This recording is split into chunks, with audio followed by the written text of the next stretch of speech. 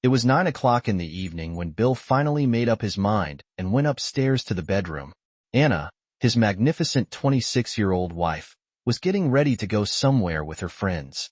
He wasn't particularly happy when she went out with these women last Friday, but he couldn't and didn't want to accept it as part of a new weekly routine.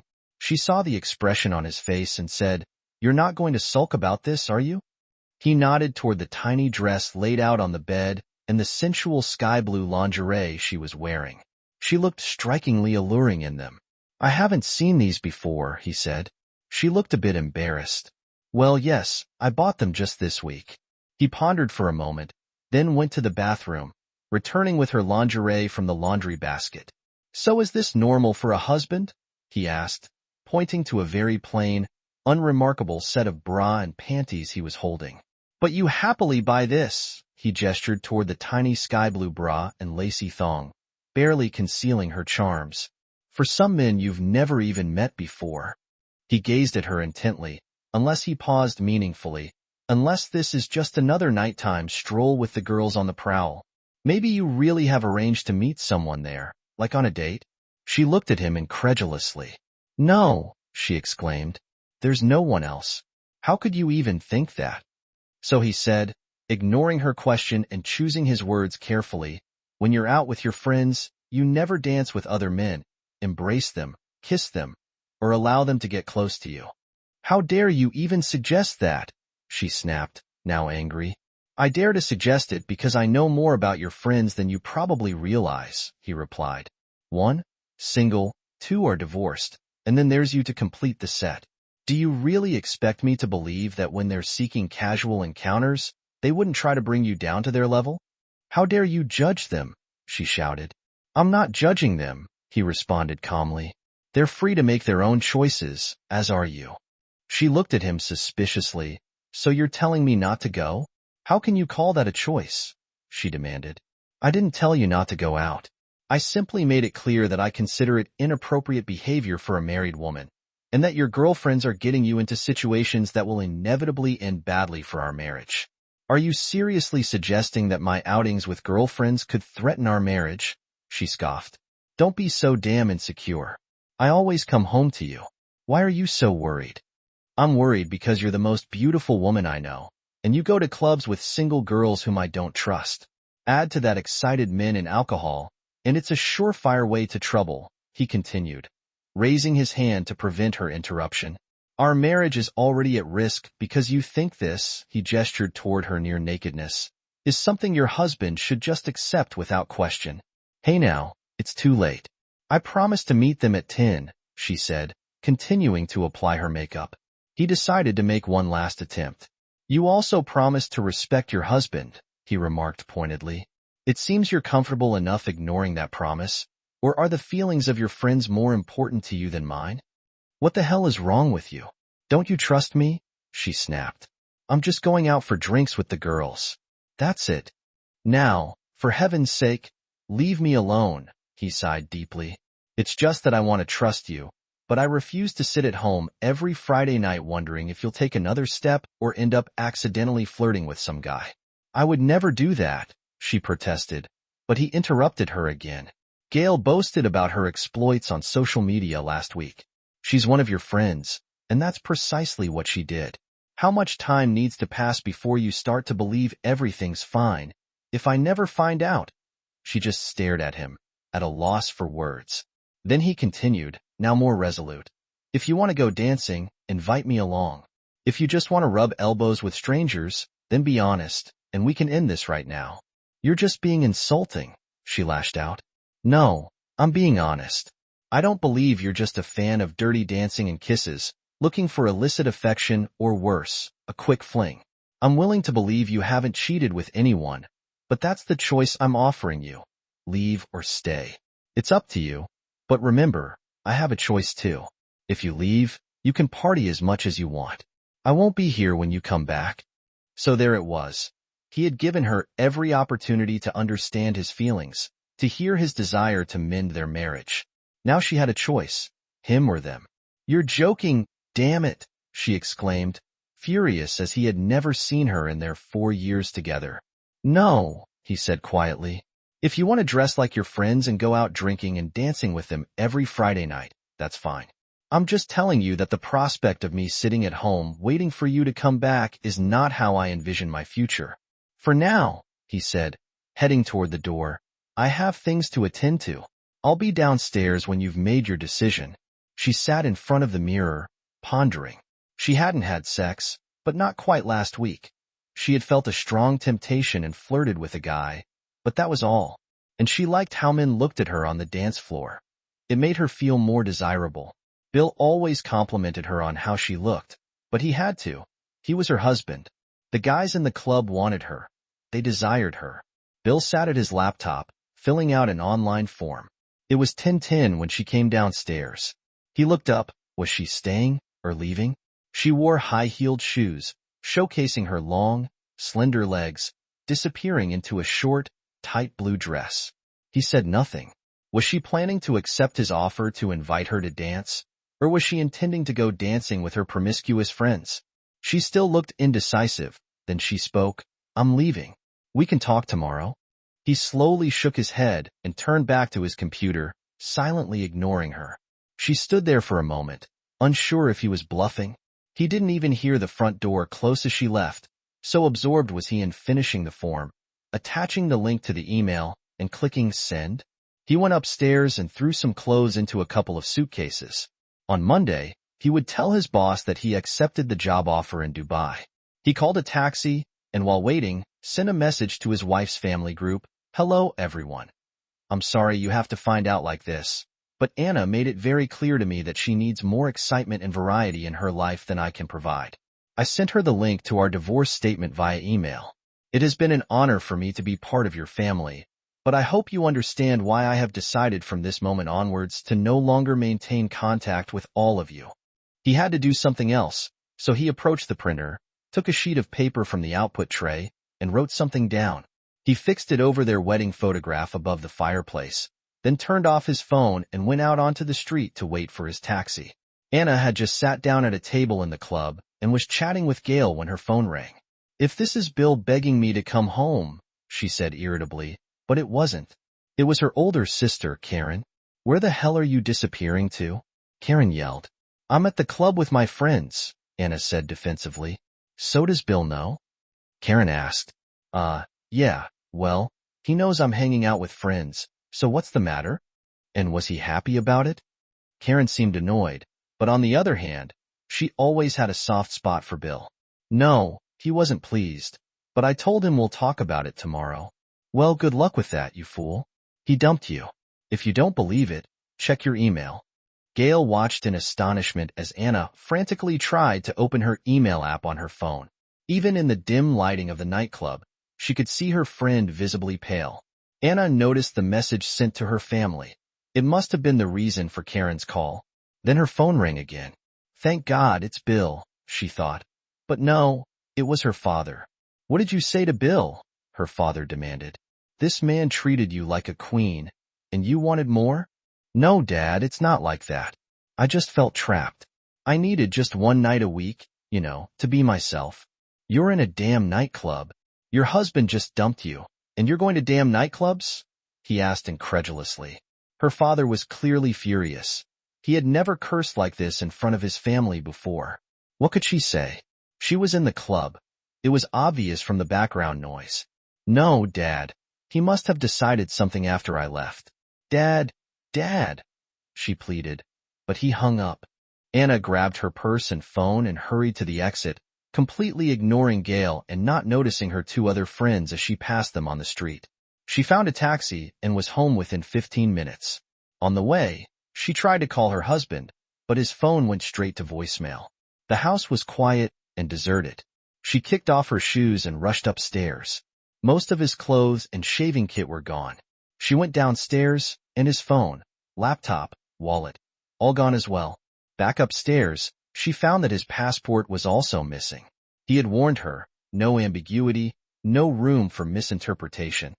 If she left that night, she would return home to an empty house. She knew he hated lies. In the past, he had been betrayed by a girl, and he placed honesty above all else. He did exactly as he said. Anna descended the stairs in complete bewilderment. An hour ago, she was married. Now, they were separated. Less than a year later, they would be divorced. All because she went dancing. Then she saw the photograph above the fireplace. Something was off when she saw what he had done. She felt like she was going to be sick. It was a picture from someone's social media profile. It showed a young man on one knee proposing to his girlfriend. But there, in the background, was Anna kissing some guy while he fondled her breasts. In big black letters at the bottom, Bill had written, "Liar. Stay alert." That's what our high school football coach used to tell us at every practice. I played defense, and he taught me a double skill: anticipating and keeping a close eye on my opponent. Knowing what to expect was the key to a successful defense. I wasn't that great, but I still managed to earn a full scholarship to an NCAA Division III college, where I majored in business. During my junior year, I was paired with Lucille for a project, a slightly plump, red-haired girl with a sociable personality. As they say, one thing led to another. Passions flared, and after graduation, we got married that summer. Our junior year project was good enough to land us both internships at one of the city's major companies, she in the sales department and I in accounting. For the astute reader, that's all you need to understand the strengths of our personalities. We love our girls, and after the third one, we gave up trying for a boy. A little over a year ago, the last of them left the nest, and after 24 years of breakfasts and dinners together, the house became eerily quiet. After a week of such silence, I decided we needed to do something. So, I planned a getaway for Lucille and me to the Smoky Mountains near Gatlinburg. We both enjoy country music, so I figured we might catch a performance by an artist on their way to fame or away from it. The many leaf-covered mountain trails would give us a chance to put our hiking boots to good use. A cozy cabin with a king-size bed, I hoped, would complete our reconnection. It worked.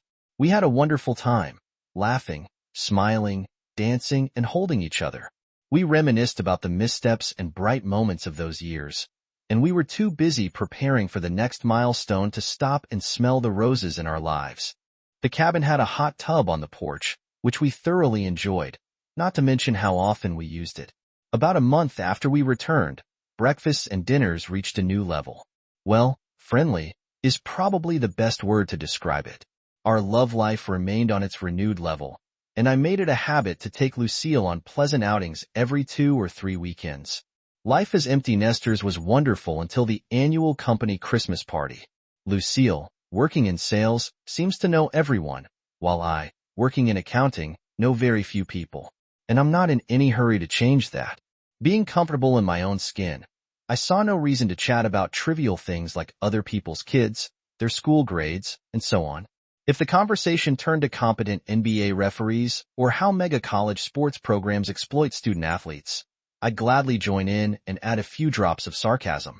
At corporate events, we typically went our separate ways and later shared stories, which often transitioned into foreplay in the real game. However, something felt off this year due to layoffs, the shift to remote work, and a variety of other reasons. My usual crowd had thinned out. I wandered around, glancing at what was going on, secretly wondering which group Lucille was hanging out with. I couldn't find her. I cornered Abby, one of her coworkers. "Have you seen Lucille?" She glanced down and away. No. She was here just a minute ago with Brent and Kevin. Brent Masters is her boss, and Kevin is another coworker. Abby's unusual behavior made the hair on the back of my neck stand up. Then the three of them walked in from outside, laughing, fully dressed, and holding drinks in their hands. I tried to convince myself not to jump to conclusions. I caught her eye from across the room. She brightened and headed toward me. "Hey, Duncan, decided to return to the real world?" This was followed by a kiss on the cheek.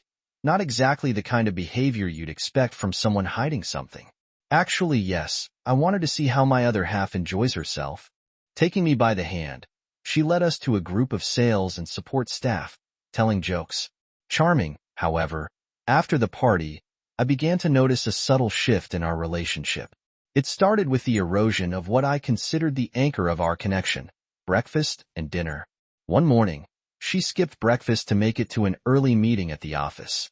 The following week, it was dinner again, because of some other meeting. Our sex life also began to lose its spark. Looking back, I can say this was the thin end of the wedge. By spring, Lucille started disappearing without explanation, or at the very least, spending a lot of time away from home. Reflecting now, I realize how I missed the signs because it all began so subtly and gradually escalated. In April, she brought home a special quarterly bonus, which made it seem almost worth it. Everything fell into place during the planning for Memorial Day weekend.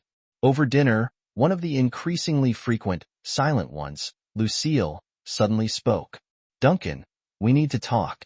"Yes, next week after Memorial Day, the company is hosting a golf tournament for our top independent representatives in Myrtle Beach. I'll be gone from Tuesday until the following Sunday." "Sounds exciting. And where are we staying?" "You're not coming. It's an event exclusively for salespeople, and since you work in accounting, you don't qualify. I can pay for myself." "You're not planning to spend the entire time working with the representatives nonstop, are you, Duncan? You'd be the only spouse there and a distraction, besides. Golf. The company has planned several excursions with the representatives, and honestly, it would feel awkward to be the only one with a spouse along. Don't take it personally, but it would look like my overbearing husband doesn't trust his wife and has to keep an eye on her." "Overbearing husband? Huh? I'm not saying that's what you are, but that's how it would look. Is that what you want, Lucille? What about plans to take the girls to Keys?" "Oh, damn, you're right. I completely forgot about that." She shook her head. "I'm really sorry. This is a corporate event, and even if I had remembered, I'd still have to go. Can't we reschedule? The girls have already made their plans for the summer. Why don't you reschedule for Brent? It wouldn't be the first time you've gone out of your way for him or slept with him." She leaned back, her mouth dropping open like a puffer fish stranded on land. "What the hell are you talking about?" "About how after the Christmas party, you and Brent started having lunch together several times a week, at first with others, but then alone. About how your first meeting at the Pleasant Night Motel happened the day before Valentine's Day. Since then, you've been having weekly sex marathons at various motels, planning to leave me and Sheila, his wife, after Memorial Day. Under the excuse of these golf tournaments, fear, awe, guilt, and surprise flickered across Lucille's face. "Where are you getting these crazy ideas? You either forgot or didn't know that Brent is a serial womanizer. That means he's already been involved with several other women in your department. You're just the latest in the lineup. Hell hath no fury like a woman scorned, and to deal with you." He tossed Brenda Thomas aside. "Bad move. She's never liked you because you're better than her, and you flaunted it. Everyone knows you're the most beautiful woman in the sales department, but Brent became a killer when he dumped her right before Valentine's Day to climb all over you. She had to spend that romantic holiday alone, rejected and bitter, still burning with rage over Brent's cold-blooded betrayal. Brenda sought me out during the company's Valentine's Day lunch and spilled everything. You were so caught up with your new boyfriend that you didn't even notice," she said. "She brought me up to speed on his tactics, his favorite restaurants, the days he can slip away without raising his wife's suspicions, and his plans for your little excursion. She's in sales too, and she mentioned that after Memorial Day, there won't be any meetings with company representatives." I paused. "You did know that your PO, Brent, is married, didn't you?" I asked. "To Madison, who used to compete in beauty pageants, and he has 3 kids, all still in middle and high school." The color drained from Lucille's face. This conversation, I guessed, wasn't going the way she had expected. "Tough luck." She slowly shook her head, and I continued. "So you didn't know he dumped Brenda, or that he's married and has school-aged kids?" In a quiet voice, she replied, "Neither. I didn't know either."